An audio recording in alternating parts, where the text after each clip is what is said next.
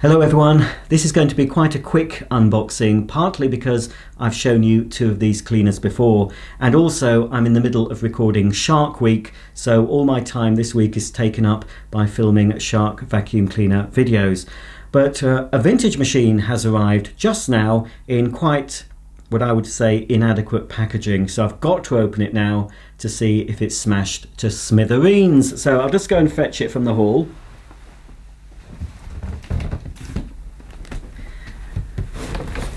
I haven't got high hopes, but anyway, we'll quickly open it. Now it's an Electrolux 502, as you saw from the thumbnail, and this has definitely been shipped in its open position with the handle folded down. I'm just going to open it off camera and we'll see if we've got a pile of broken plastic or a nice condition 502. Here it is out of the box. It was described as excellent condition. Incidentally, I'm sorry for this video, I haven't colour matched my socks because it's a quick one. I didn't have time to look for some avocado green socks with dark brown trim to match the machine. Awfully sorry, smacked wrist. But anyway, so far, you know, touch wood. Have I got anything wood? Oh, I have something wood, something oak. Touch wood, it's okay. Now, I've already spotted something that's not quite right. We can see here that the little sponge donut is missing or completely perished. It was pictured in the eBay listing, but perhaps it's just perished during transit. I'm not sure.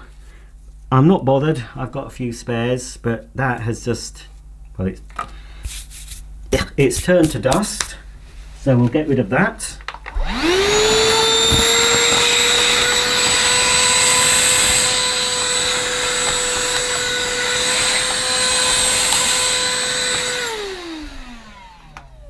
So I'm not too bothered about that. As I said, I've got some spares, but they're not genuine. I also have two donor machines, and there may be a genuine sponge donut in one of those that I can use in this one. The Electrolux 502 was a childhood vacuum of mine. I remember my mum buying one in the early 80s, and I think I used it more than she did. I certainly kept it spick and span. I kept it polished, made sure the bag was emptied on a regular basis, and changed the belts and brushes when needed. No idea what happened to it, but I've got another one. Regular viewers will know that this is the third 502 I've shown you, and I think this is the best one. I've always said I would get, if I could get a better 502, I would get rid of the other ones, but when one comes up on eBay, you know, I buy them, and you know, I always hope that that's going to be the best one. And looking at this, I've just wiped it over very briefly.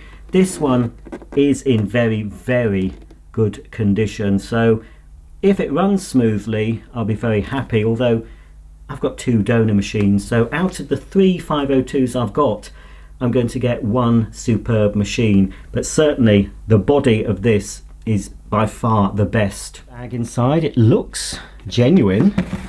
I think it is genuine. And we've got what looks to be the genuine red bag slide. It's had some dirt in it, but at least it has been emptied. And this looks quite dirty, this filter.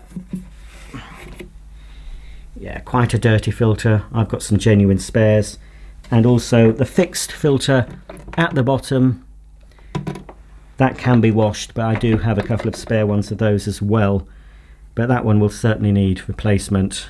I'm not even going to bother washing that. I'll pop it back for now. So far so good. Pop the bag back in. The seal around the top here looks okay. Close the bag door and secure it with the metal clip. There is a bit of discoloration to this machine. You can see here on the handle and lower cord hook, it's gone a bit sort of yellowy green, as opposed to, this is the proper colour, the avocado green. But at least the handle feels quite secure and it hasn't damaged during transit, so that's good. I've had one smashed to bits before. Down at the bottom here we've got the suction control. It's a little bit worn, but again I've got another one in better condition, so I'll be replacing it with the one I've got. Might spew out a bit of muck when I open this. No, it's okay.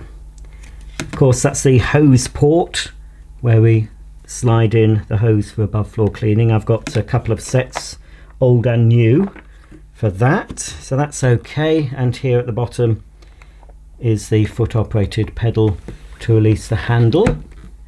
The underside of this 502 is surprisingly clean, so it's either been refurbished or it's just not had very much use. I'm suspecting, I thought at first it was a refurbished model, but now I look at the wheels, and I've mentioned before, if you want to know how many miles a vacuum cleaner has travelled over carpets and floors, look at the wheels.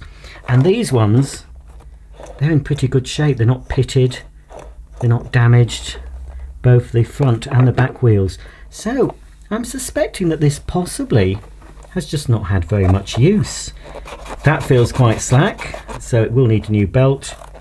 The brushes look okay, and this is the beta bar version. So basically this is exactly like my mum's. From the beta bars to the trim on the bag door, it's the same model my mum had. So I'm pretty pleased to have this. This is definitely not right. I won't open it up in this video. I've shown you so many videos of 502s, another Electrolux 500 series. I'll turn it on, but I can guarantee that that belt needs replacing. Here's the motor hood. There's a few scratches here and there, but you know, I've not touched this, folks, just gave it a quick dust. With a bit more polishing, that's going to look even better. Even the Electrolux logo at the front there, not discoloured and not damaged. So very happy with that. Also, these perish for some reason on Electrolux 500 series. The furniture guard is often missing or completely perished. I've got some special, I can't remember what it's called now, but it's like a rubber protector you rub into rubber, and it's supposed to help it stop the rubber from cracking. This one is in very good condition. It's very good. I mean, normally here, this is where they start to crack. You'll see that on many Electrolux 500 series cleaners. That is fantastic. So I am very pleased with this. I think it cost me around £50, just over £50, so I didn't pay a huge amount. I'm well happy with this. The trim on the bag door is the same as the version my mum had, but you can see it's discoloured slightly. It should be the same colour as the bag compartment itself. Some models, the trim used to stop here, and then there'd be a blank area and then a little bit sticking out. I'm never been sure why that was, but anyway, this is certainly the one my mum had, with the trim running all the way down. This is the bag check indicator that you can adjust for sensitivity. I'll have to get my instruction book out and see what each numbers mean. I can't remember now, but you were supposed to change this if you were picking up lots of fine dust. You were supposed to adjust it. If you're picking up lots of fibrous dust, then it didn't need to be so sensitive. And it is supposed to make a whistling sound when the bag is full, although it's not really a whistle, not a high-pitched whistle. It's more of a lower tone than that. Maybe one day I'll actually get one of these to make the sound. At the front of the handle, we've got the thumb-operated on-off switch, and as you can see, it happens with all the 502s. The hand grip is a different colour to the main body of the machine.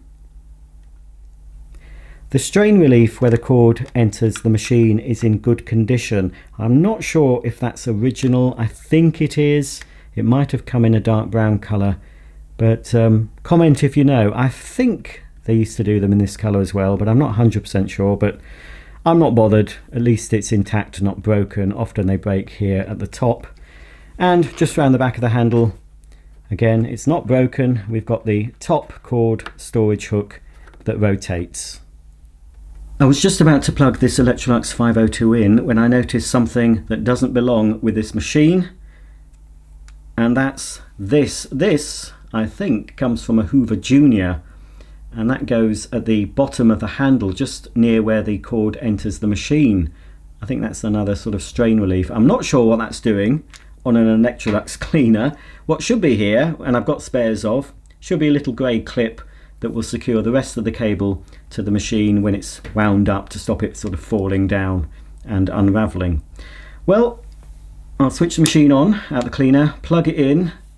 and we'll see if this works. If it doesn't, again, I've got 2 donor machines, but I've also got at least 2 spare Electrolux 500 series motors.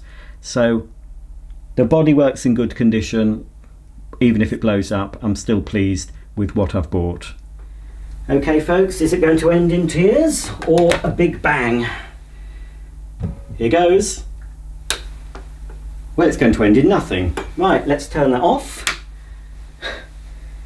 I have put the cleaner in the on position. Perhaps the switch has been mucked about with and put the wrong way round. Right, let's try again.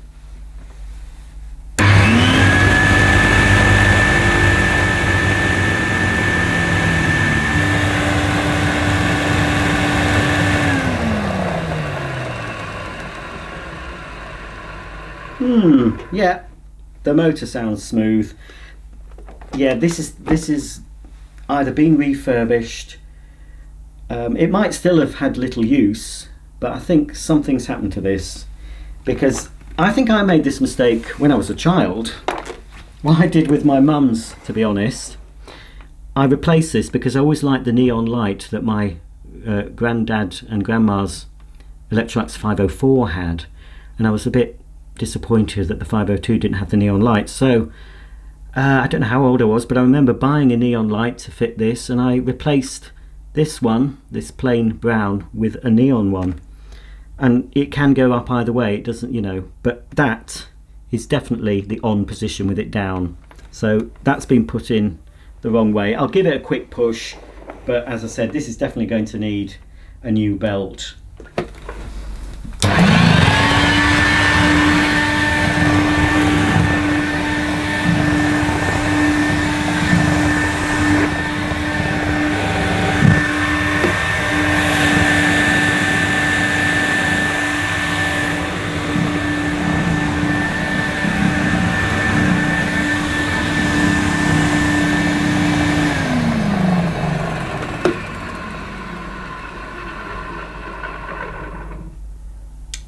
Fairly happy with the motor on that one. It's, you know, sounds a little bit rough when it's slowing down, but all in all that's nice and quiet.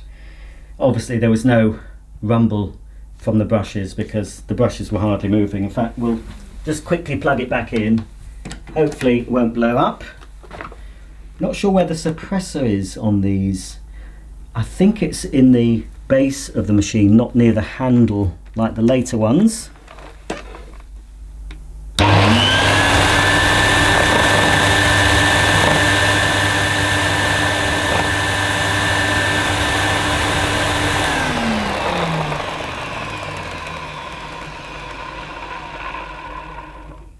So you could see that I could easily stop the brushes rotating. So yeah, new belt without a doubt, but I'll have to save that for another time because I have no idea where all my Electrolux spares are. Well, yeah, I do have an idea where they are.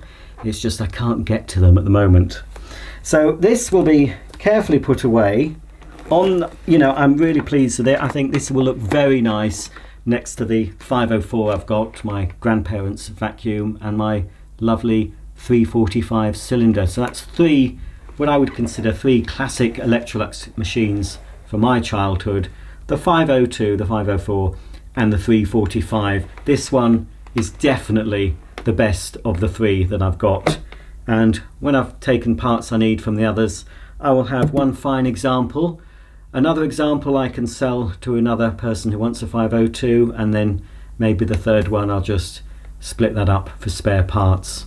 So that's it. I better get back to filming more shark vacuums, but it's nice change of pace for me. I've been doing all modern brand new vacuum cleaners this week, so it's nice to just dip my toes into a lovely 70s/80s vacuum cleaner that still works to this day, and of course made in Britain.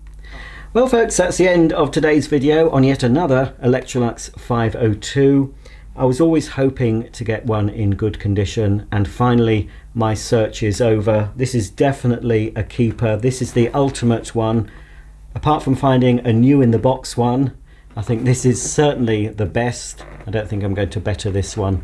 So this is a keeper. One will be sold and one will be used for spare parts. If you've any comments or questions about this vintage Electrolux, please comment below, and I'll see you all very soon for the next video. Bye for now.